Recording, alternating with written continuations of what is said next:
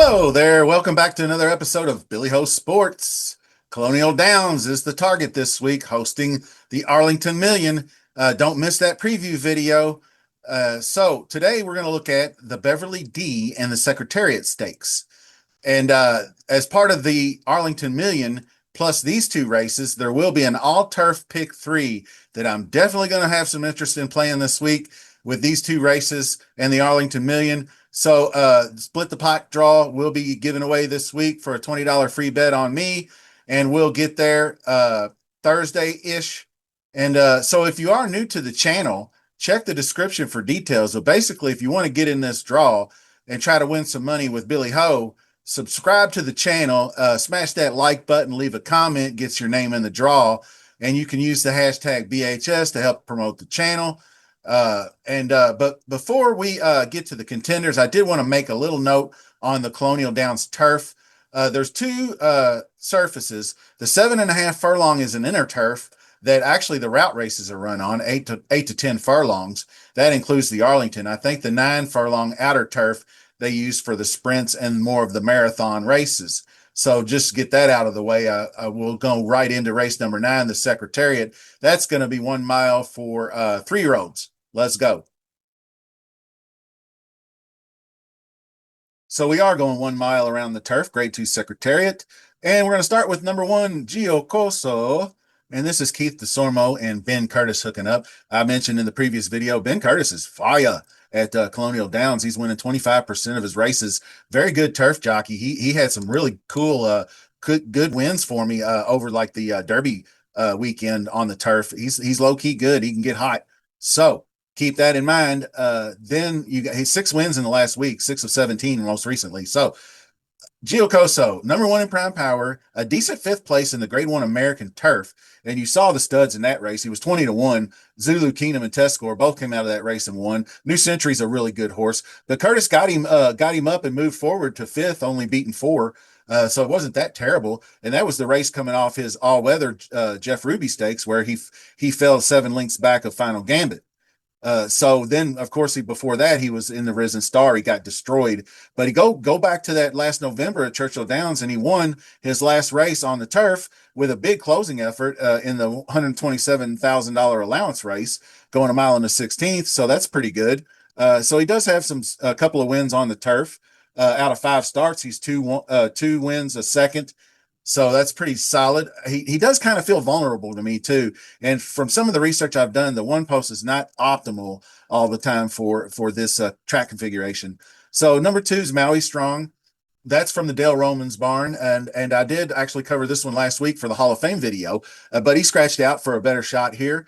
Romans, one graded stakes win in 60 starts. He just not getting there with the higher level races. But this one probably should have won this 125K race right here coming home. But Chaminade just I forgot what I saw.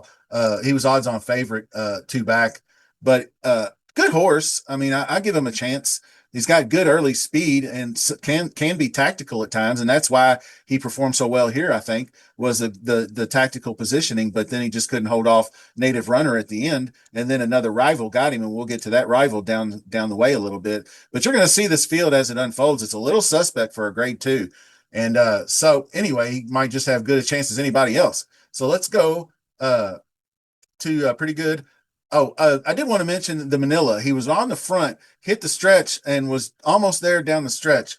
But he got passed up by all the horses that hit the podium, the top 3 finishers. So I don't like the front running style.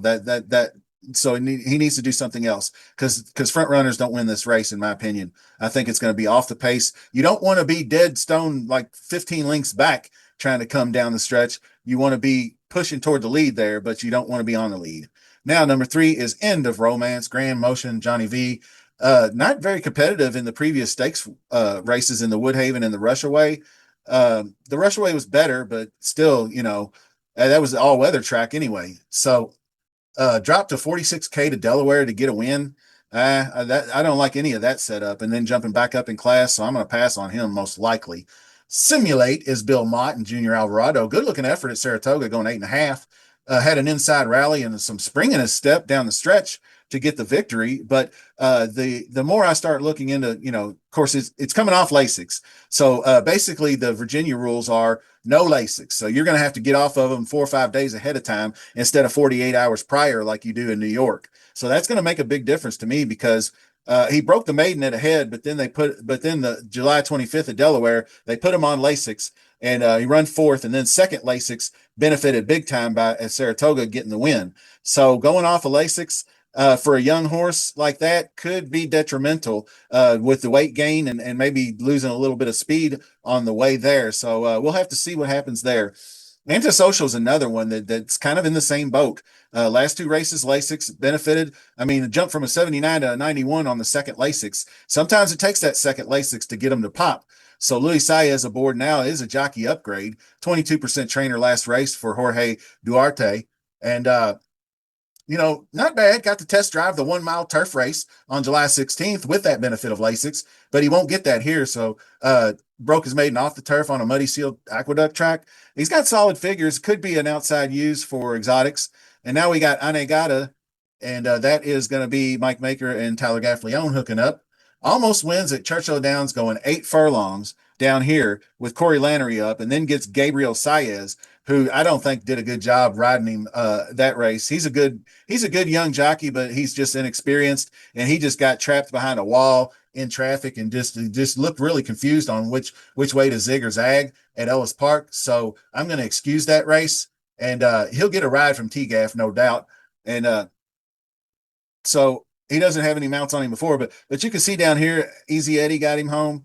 And I really did like the June 7th race at Churchill Downs going a mile, and it was against better company. Now he had beat Yinzer in this race, so he got the flipped on him there. And people think Yinzer, I guess maybe he's doing better on the turf. I didn't think much of him on the dirt before that, but there's the 6th horse. Now we're going to get to number 7, Cairo Caper. Finished second in the Penn Mile, beaten by the rival Dream On, who we will get to next.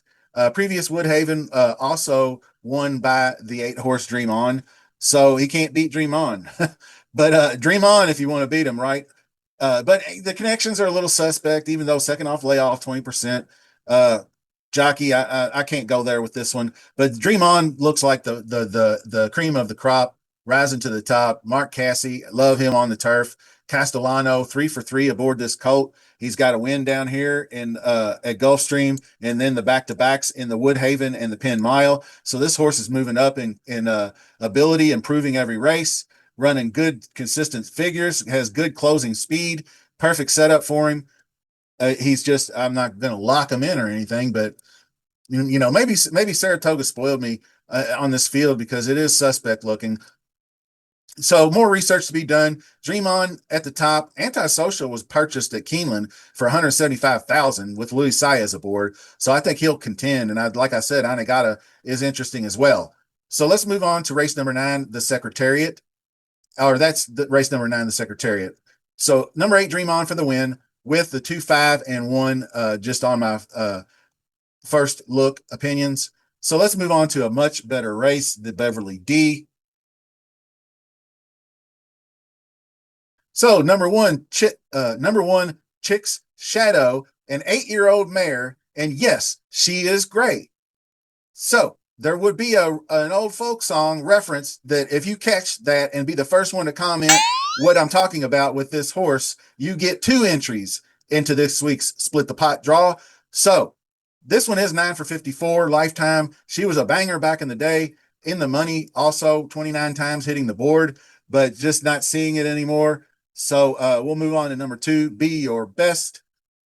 And Be Your Best is definitely that. 5-year-old Safi Joseph Jr. is a gamer, literally. She won the Gamely Stakes at 9 furlongs Santa Anita. And I mean, she got out front and wired them and running a swift 46 half mile and did not let up. And then she kind of kept the task and still was 2 3/4 ahead going home, 1 1/8. So we're even cutting back more. That makes her pretty damn dangerous to me. I can forgive the Jenny Wiley. I think that was just an off race. I think they throw in clunkers from time to time. Any horse on the turf can get beat. That's for sure.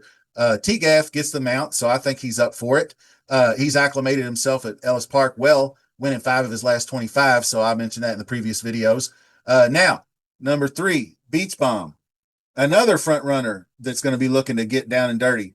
Grand Motion and Luis Saez come aboard. Saez getting third in 4 races.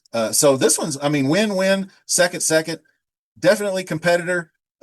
Very one, Orchid, Sheepshead, and then the grade 1 New York got beat by She Feels Pretty, but ran really hard versus her. Ran her so hard she got beat her next race. So Beach Bomb softened her up for her next outing, no doubt. That was a mile and 3/16 on a yielding turf. So the Beach Bomb can be a dangerous one here. 2 for 3, like I said. Looking for the W here, buddy. Charlene's Dream is the number 4 horse. Another one, E7 with the top end speed there. You can see all the front running efforts and some good speed figures. Gallarette, Mint Julep. She was defeated back-to-back races by Pinup Betty. And I am disappointed Pinup Betty's not in this race. But I think I actually figured out why is because the connections really like Pinup Betty's form and her the way she's run recently, like in the Anchorage and the Mint Julep, and she's on point right where they want to be. And their next step is grade 1. So they're going to jump past grade 2, go right to grade 1. And I think maybe they'll show up in the Flower Bowl or maybe the one at Keeneland, Starlet down the road a little bit. So Charlene's Dream just couldn't handle my girl Pinup Betty. Ran well into the stretch. She chased a pretty quick pace. Also lost the same one in the Mint Julep. So the goal for the connections, I said that before. So anyway, the 91, 93, 103, Starling's Dream can get after it. So it's going to be these 3 horses, 2, 3, 4, all looking like they're going to be on the lead. So that's going to be setting this pace up for this one. If you don't know, Spanish Eyes is a German bred filly, distance breeding on both sides, almost a perfect 10. Oh, that must have been the Russian judge, or I guess since it's a German, it must have been the United States judge gave him a 9.9 on the sire stats. But anyway, I mean, this horse was paid $1.3 million per euros, so probably like $1.5 million for Spanish Eyes at auction. So somebody thinks a lot of this horse. Ben Curtis is going to ride, like I said, hot jock, and probably wins this right here. If this Rodriguez cat would have had better control of him down the stretch, she was rallying gamely and missed it by a head. Now, the previous race I paid a little more attention to because it was going 1 1/8 on the Churchill Downs surface. And, of course, same jockey Ben Curtis had her.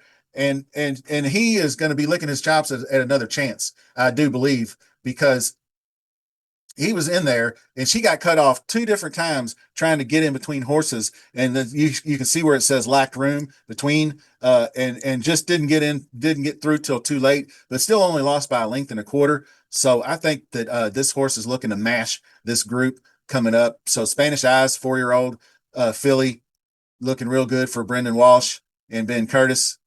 Now we'll go to the number 6, Duvet Day, was also a runner-up to the Betty in the Anchorage. A no-show in the Mint Julep, 27-1, kind of asking a lot there.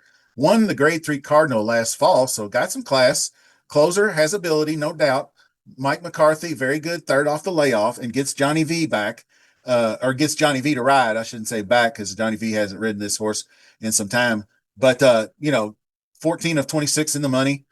Should be able to pick off the tired horses if one of those 3 speedsters decides to give it up at the end. And watching that debut for Spanish Eyes, that was the one that was way back at Hop Garden, going 9 furlongs. She just ran away to a 5-length lead, showed some real pop. I don't think any of these ladies are ready for her. The 3 main rivals are going to be on or close to the lead, so she should be able to sit a good trip with only 5 horses in the race, means no traffic. Number 6, Duvet Day, could claim the minor award at picking off one of these if they were to wear out down the end. So when I ultimately decided, and I reserved a right, it's just early days yet here, so lots can happen in a week. Race number 10, number 5, Spanish Eyes for the win, and then with the 2, 3, and the 6. So like I said, lots more to come this week. Check the description for the race details, split the contest info, all that kind of good stuff. It's going to be a fun, great week of racing. Remember to sub to the channel to get your name in that draw. You have to leave that comment as well, and you click that like button on your way out. Thank you very much for watching. See you soon.